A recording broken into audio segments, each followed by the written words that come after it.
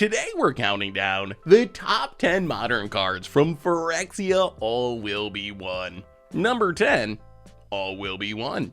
And number 10 on our list, we have perhaps the most speculative pick of the bunch in All Will Be One. All Will Be One is the epitome of a high-risk, high-reward selection. It's either going to be completely unplayed or completely broken. There's no middle ground with this one. So why is this 5-mana seemingly do-nothing enchantment one of the most exciting modern cards from Phyrexia All Will Be One? Well, there's not one, not two, but 3 infinite combos for it in the modern format, with either Quest of Pure Flame, Talent of Pain, or War Elemental on the battlefield alongside All Will Be One. If our opponent takes any damage, we'll start an infinite loop. For example, Quest for Pure Flame will get a counter, which will trigger All Will Be One to deal a damage, which will trigger Quest for Pure Flame, which will trigger All Will Be One, and this will keep happening until our opponent's dead, giving us infinite damage. The same type of combo works with either Talent of Pain or War Elemental as well. The big problem is All Will Be One is 5 mana and an enchantment, so it's gotta be played at sorcery speed, which doesn't exactly scream modern playability,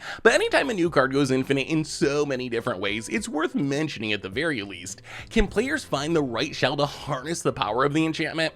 Only time will tell, but if they do, All Will Be One could end up being one of the most impactful modern cards from its namesake set. Number 9, Soulless Jailer. One of the hallmarks of the modern format is very powerful, very fast decks looking to execute very specific narrow game plans, which makes hate cards incredibly important to the format. Soulless Jailer is our newest modern playable hate card, being a twist on cards like Weathered Runestone and Grafdigger's Cage, but coming on a 0/4 creature body rather than being a non-creature artifact. So what exactly does Soulless Jailer hate on? It's got 3 abilities. Let's break them each down one by one. So first, permanent cards in graveyards can't enter the battlefield. This ability hoses Reanimator decks, which are kind of popular in Modern these days, since Modern Horizons 2 gave us Persist and Unmarked Graves. It also stops Yawgmoths and dying creatures from coming back into play, scams elementals from returning to the battlefield, and decks like Dredge. Next, players can't cast non-creature spells from graveyards. This is probably the weakest ability on Soulless Jailer, although it is very relevant against Underworld Breach combo decks, and I guess random flashback cards which occasionally show up. Like, it hoses Snapcaster Mage, although is hosing Snapcaster Mage really important in 2023 since no one really plays Snapcaster anymore? Finally, players can't cast non-creature spells from exile. This is probably the most important and definitely the most unique ability on Soulless Jailer.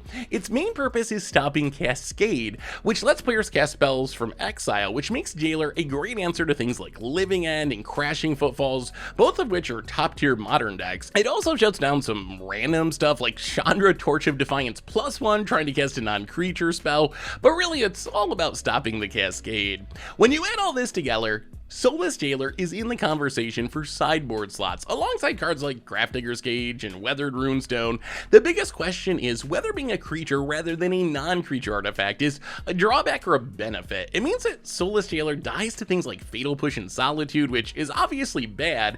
At the same time, it means you can find it with cards like Collected Company or Chord of Calling, which is good, plus maybe get a little bonus value from it being a decent blocker against aggro as a 0/4. Considering the popularity of decks like Crashing Footfalls, Yawgmoth, and Living End in Modern, I think that Soulless Jailer certainly has a role to fill. None of the other similar hate cards stop all 3 of these tier decks, which should make Soulless Jailer a popular sideboard option, especially for decks with artifact or creature synergies. Need a Soulless Jailer of your own? Well, you can snag one from our sponsor Card Kingdom over at cardkingdom.com/MTGGoldfish. Number 8, the Filigree Silex. The Filigree Silex is a pretty easy card to break down in the context of Modern. It's Ratchet Bomb, but legendary and with a fringe upside that if you ever get 10 counters on it, you can Searing win something, which isn't super likely, but I guess is technically possible. While Ratchet Bomb isn't really a Modern staple, it does see a decent amount of play, often from colorless decks lacking removal as an option to tutor up with Karn the Great Creator from the sideboard, or in monocolor decks that can't easily power up engineered explosives to answer things like Urza Saga tokens. If you're a deck that's playing a single copy copy of Ratchet Bomb, you might as well play the Phyrexia Silex instead. Technically, it's a strict upgrade because you could potentially get 10 damage out of it. And as a one-of, the legendary drawback doesn't really exist. If you're playing multiple Ratchet Bombs, then I guess you probably play one Phyrexia Silex and the rest Ratchet Bombs, which is still a slight upgrade. Basically, the Phyrexia Silex doesn't really change anything in Modern because Ratchet Bomb already exists, but it is more or less guaranteed to see play in Modern as a very slightly upgraded version of Ratchet Bomb. The ceiling is low, but the floor is pretty high. Number 7, Gleeful Demolition. Speaking of upgraded versions of existing cards, Gleeful Demolition is basically another Kadoltha Rebirth, but with a huge upgrade. You can also use it to shatter one of your opponent's artifacts. While Kadoltha Rebirth definitely isn't a current Modern staple, it has seen some play in the past, mostly in very aggressive 8-wag style decks, where adding 3 1/1 goblin bodies to the battlefield for a single mana is super valuable. But this might change in the future now that we can play 8 copies of Kadoltha Rebirth, with Gleeful Demolition joining the fray, going all in on an artifact build of 8-wag, with things like Memnite and Ornithopter to sacrifice could actually make a lot of sense. In the past, with just Kadoltha Rebirth, it usually wasn't worthwhile since your odds of drawing a Kadoltha Rebirth wasn't especially high, and Ornithopters and Memnites are not great unless you're turning them into goblins. But now, with 8 copies, thanks to Gleeful Demolition, the odds are in favor of having one of these cards in hand every game. Toss in being a main deck answer to some very problematic cards like Ensnaring Bridge, and I wouldn't be at all surprised to see Gleeful Demolition become an 8-wag staple moving forward. Number 6, Venerated Rot Priest. Venerated Rot Priest has a unique ability. Whenever one of our creatures is targeted with a spell, we can give our opponent a poison counter, which opens up a couple of possibilities in Modern. Let's start with the against the odds plan. Some players are hyped about using Rot Priest as a combo piece, trying to like storm off and target it a bunch of times with a ground rift to poison the opponent out of the game. While this does sound hilarious, I expect this plan is more of a fun against the odds episode than a top tier strategy, in large part because there isn't really a backup Rot Priest, which makes the combo plan seem pretty inconsistent. A more likely home for Venerated Rot Priest is Infect. While it doesn't offer the same explosive pump spell kills as Glycerol for Blighted Agent because it has Toxic rather than Infect, it does do multiple good things. Whenever we target one of our creatures with a pump spell or a protection spell, we get a free poison counter on our opponent. If our opponent tries to kill our creatures with target removal, they gotta take a poison counter. And there's even some strange combo possibilities within the Infect deck itself, especially with Spellskite. If we have a Spellskite in a Rot Priest, we can target the Rot Priest with a pump spell, let's say, give our opponent a poison counter, and then we can redirect the target to Spellskite for 2 life using its Phyrexian mana ability, which will trigger Rot Priest again, giving our opponent another poison counter. If we ever get 2 Spellskites on the battlefield alongside Venerated Rot Priest, we can kind of just combo off. We cast a spell, targeting a Spellskite, it triggers a Rot Priest, so opponent gets a poison counter, and then we pay 2 life to activate the other Spellskite's Phyrexian mana redirect ability, which switches a spell to that Spellskite and targets it, which gives our opponent another poison counter, and then we just keep activating Spellskites back and forth, until our opponent is poisoned out of the game, or I guess until we run out of life. Whether or not Venerated Rot Priest ends up a 4 of in Modern Infect remains to be seen. I'm usually the guy dying to Infect rather than the person killing opponents with poison counters, so I'm definitely not an Infect expert, but at a minimum, the new 1-drop seems to offer enough upside in unique lines that Infect players are going to try it out, and I wouldn't be surprised to see at least some number of Venerated Rot Priests stick in the deck, being able to finish the game with what is essentially direct poison damage after an Infect creature deals some damage is a new and potentially powerful line of attack for the archetype, and that doesn't even include the fringe combo potential. Number 5, the Seed Core. Speaking of Modern Infect, the Seed Core is more or less guaranteed to see play in Modern, but only in one specific deck,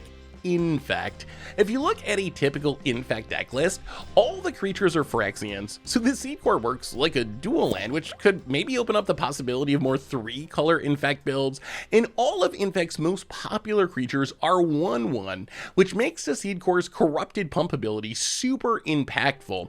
Infect already plays Pendelhaven to do something similar, but giving +2/+1 is so much better than giving +1/+2 that the Seed Core seems like a pretty good upgrade trade over Pendelhaven. However, the Seed Core does have one big issue that might make it hard to play too many copies in fact, which is it doesn't make colored mana for spells. In fact, is built around 1-mana pump spells like Might of Old Krosa, Blossoming Defense, and Groundswell, and it often wants to play a creature on turn 1 or turn 2, cast 2 or 3 pump spells to deal 10 poison counters and win the game. The Seed Core's colorless mana might prevent the deck from being able to cast all the pump spells it needs to win.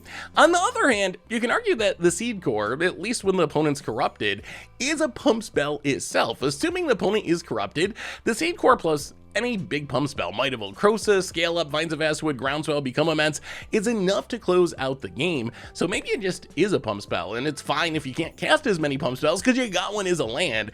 All in all, I'm pretty confident that the Seed Core has a home in Modern, in fact. The question is whether it's a one of Pendelhaven replacement or something more. For this, I think we'll have to wait and see. Number 4, Minor Misstep. Modeled after the infamous band Mental Misstep, Minor Misstep looks like a much safer version since it requires honest to goodness blue mana rather than just 2 life to cast, although it has enough power that it should still serve a purpose in Modern. Countering anything with mana value 1 or less hits on a lot of cards, everything from Ragavan to Thoughtseize to Living End and pretty much the whole Hammer Time deck. Right now in Modern, there's 2 very heavily played 1 mana counter spells in Spell Pierce and Flusterstorm, and both offer different advantages. Spell Pierce can hit cards of any mana value. Flusterstorm, the best way to win a big stack war because of its storm copies, but Minor Misstep has some big upsides too. It's a hard counter, so unlike Spell Pierce, you don't have to worry about your opponent paying for it and resolving their spell in the late game, and it can hit creatures along with spells, which is huge in a world where Ragavan is in 1/3 of Modern decks. All in all, I think this puts Minor Misstep in the same tier as cards like Spell Pierce and Flusterstorm, which means it'll probably be a heavily played sideboard all-star. In some metas, it's going to be the best of that counter spell suite, and others it'll lag behind, but I have no doubt that Minor Misstep is strong enough to see Modern play, and it certainly has a role to fill in the format. Number 3, Elish Norn, Mother of Machines. Now you might think I'm overrating our new Elish Norn due to my well-known love of Panharmonicons, but I don't think that I am. The card has potential to be super strong even in Modern.